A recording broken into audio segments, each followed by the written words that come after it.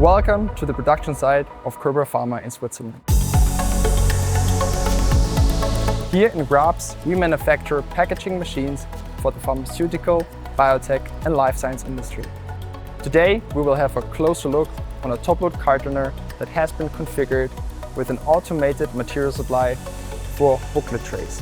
By using smart conveying systems like AGVs or AMRs, our customers are focusing on improving and optimizing their internal processes related to the transportation of production material.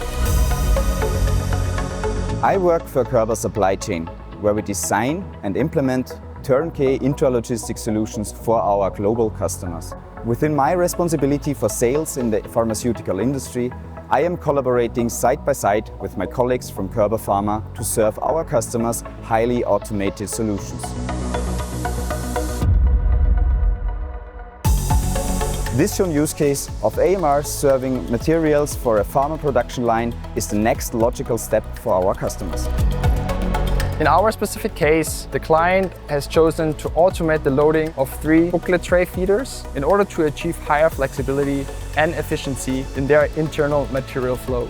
Our new booklet tray feeders are especially designed for both operational modes, manual and automated loading, that we are ready for the next step towards the factory of the future.